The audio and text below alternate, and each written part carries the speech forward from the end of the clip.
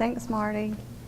Welcome, everybody. Glad to see everybody here this afternoon. And we have some experts sitting on the panel today, so we'll just delve right in. John, I'm going to start with you, if that's okay. You're our resident SBIR, STTR expert. So if you would take a few minutes and just explain to the audience exactly what these grants are and how they work. Sure. So SBIR stands for Small Business Innovation Research. STTR stands for Small Business Technology Transfer. Both programs have been in existence for about 30 years.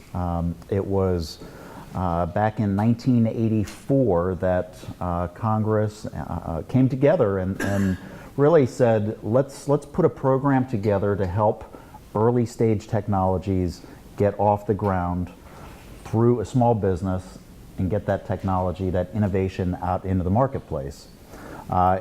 There has been a significant amount of success with this program in helping to get technologies from birth out into the marketplace through this program, and thus the reason why it's existed so long.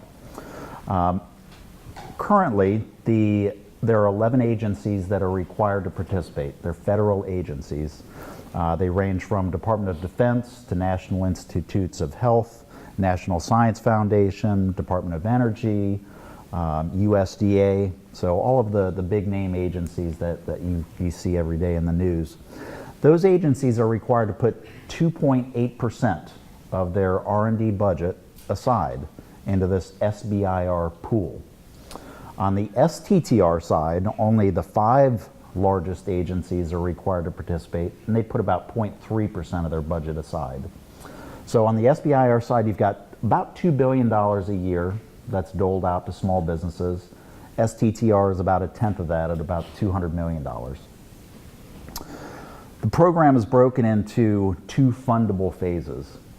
So agencies develop ideas of interest that they call solicitations. Those agencies publish those solicitations, and it's up to the small business to identify a matching solicitation with what their area of interest is. The first step in the process is developing a phase 1 proposal for submission to that agency, and that phase 1 proposal is requesting roughly $150,000 to $225,000 in about 6 to 12 months of time for the project to test the feasibility or prove the concept of an idea that matches with that original solicitation. If the project is successful in proving feasibility, that business is eligible to submit a phase 2 proposal that can request roughly $750,000 to over $1 million and about 2 years of time to complete the commercializability testing and development for that product. Okay? The goal of this program that's very unique is what comes next, and that thing that comes next is commercialization of the product that has come from that R&D that you've done in phase 1 and phase 2. Most academic R&D doesn't necessarily have that commercialization end goal, whereas SBIR and STTR does. That's the end goal that the government is looking for a couple of reasons. One, that commercializable technology is going to fulfill some need out in the marketplace that the government cares about. That commercialized technology is going to help grow the economy from tax revenue from the sale of that technology, and it's going to grow that business from an employment standpoint. So in a nutshell, that's what these programs are all about, is helping to get from a feasibility stage to full development to a commercialized technology. Great, thank you. We often get questions, does it have to be a small business, and are there benefits of partnering with university researchers, and how does that process work? And that's anybody that wants to address that. So I'll start from a 50,000 foot view. Collaboration is definitely a key to success in these programs. Real quick, SBIR does not have a requirement that any collaboration take place. SBIR does require that a small business be the submitter of an award or a submitter of a proposal and recipient of that award.